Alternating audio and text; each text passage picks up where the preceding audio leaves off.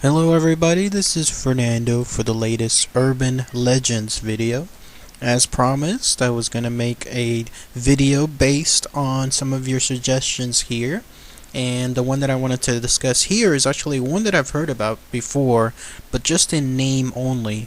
So I haven't really had the chance to do any research on it, but looking at the information that I'm about to present, it's a pretty fascinating urban legend, so this was why I picked this one here. And it is the urban legend known as the Bunnyman, or in other cases, the Bunnyman Bridge. Now, with regards to this particular urban legend, there are two variances or variations of it.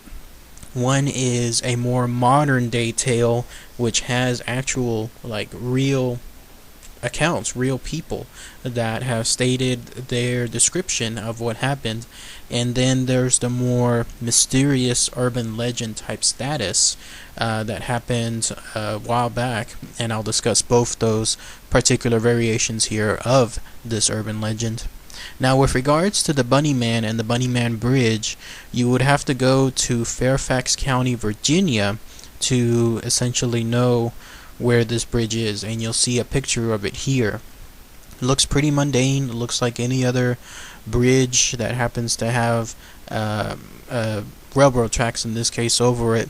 If it wasn't railroad tracks, it would just be traffic, so it looks just like any other regular mundane bridge.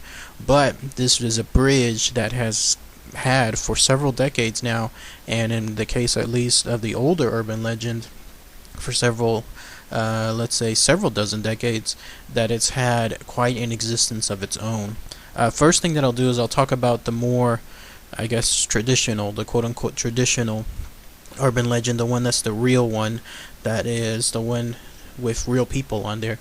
And you have to go to the early 70s. In fact, it's October 1970 where this incident occurred that led to the naming of the bridge as the Bunnyman Bridge. It was on October 19th, 1970, when we had a gentleman by the name of Bob Bennett, who was in the U.S. Air Force. He was with his fiancee visiting, it looks like, some relatives in and around the area. They were just returning home from a football game. The time period at the time was around midnight. And again, what I like about this particular story is that these are real people, and this is modern day, so this is stuff that is pretty much as real as it gets.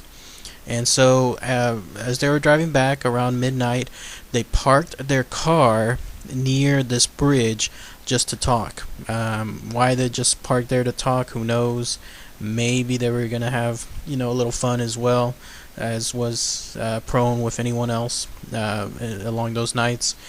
But as they sat in the car running, they suddenly noticed movement outside their rear window, and not anticipating anything that was out of the ordinary. Maybe, it could have been something like an animal or something like the fluttering of some wings, but no. This was actually something real. And what happened later was, no sooner did they notice this movement than on the front passenger window, so this would have been the Bob's fiance on her side, all of a sudden the window was smashed, and it was smashed in pretty good, and it was smashed by, it looks like to have been, a hatchet. And as based on their descriptions, as quickly as this thing happened, they couldn't get too much in terms of a good eye shot of what did this. But what they did see was they saw a white clad figure standing near that new broken window.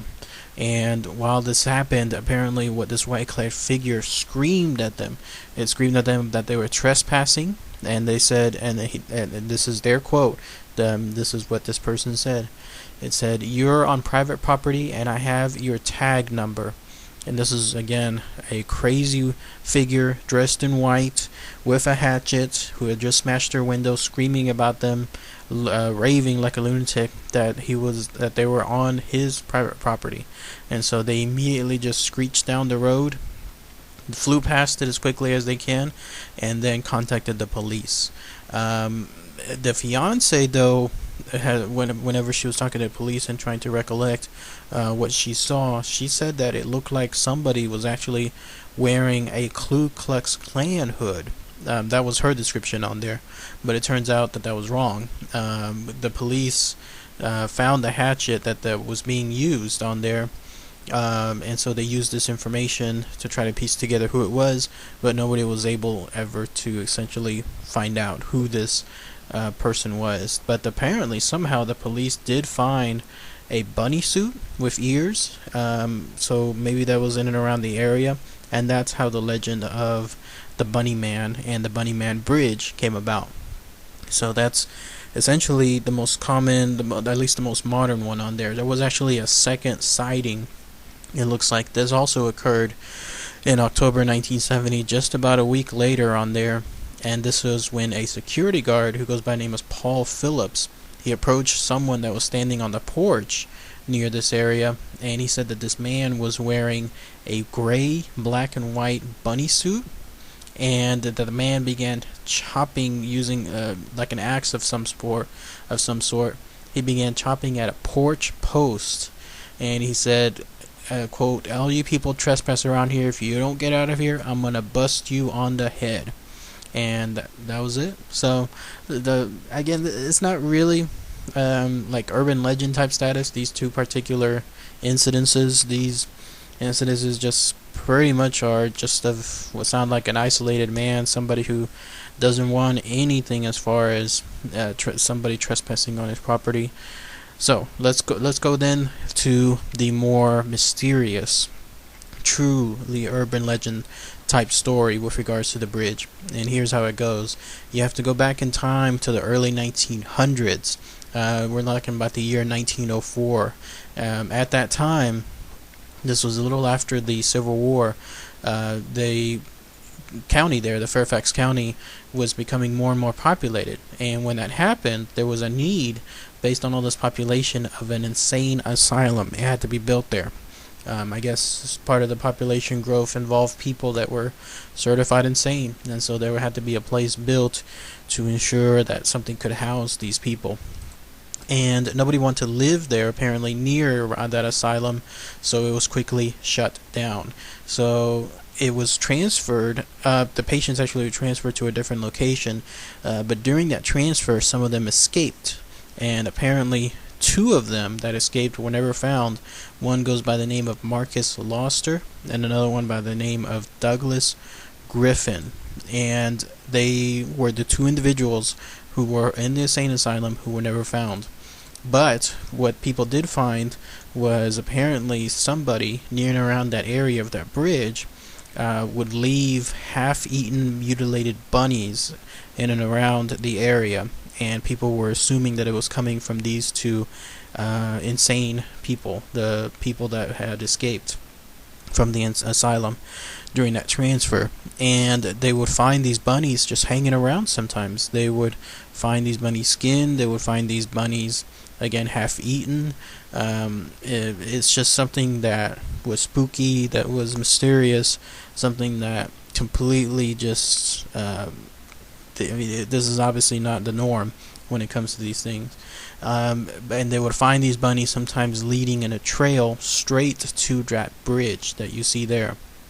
And in one instance, some people followed that particular trail of these desecrated bunnies, and then they found one of the guys, actually Marcus, hanging on there.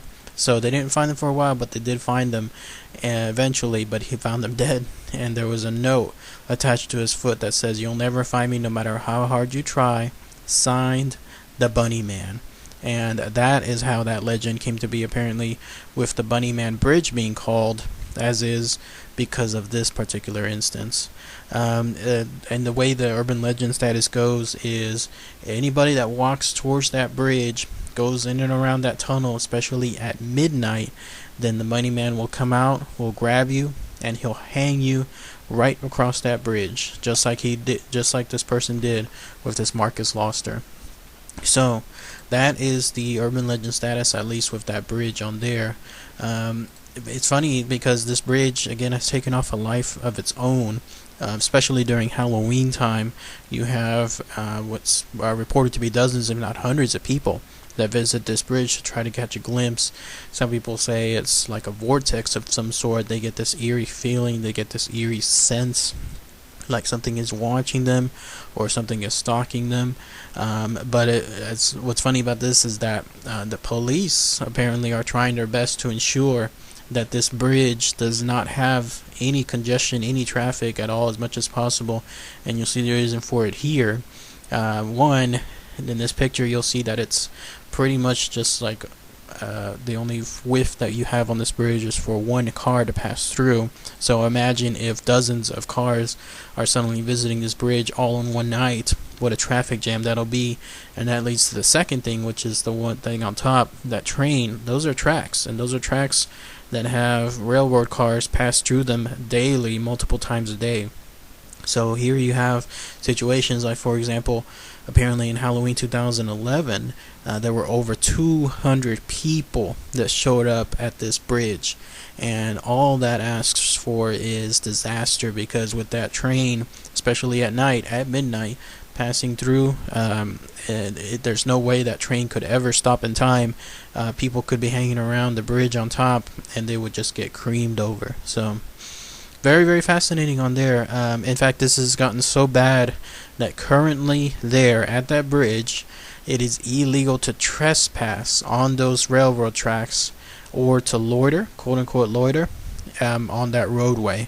And loiter is a broad sense of saying like hanging around that place.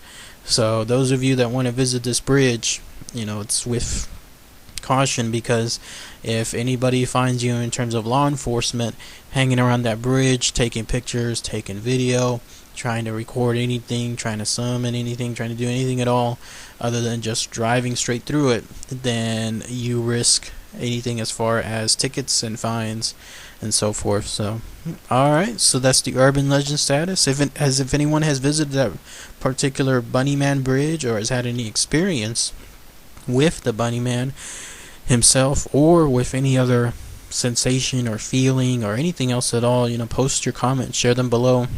It'd be interesting to hear if anyone has actually been to that location.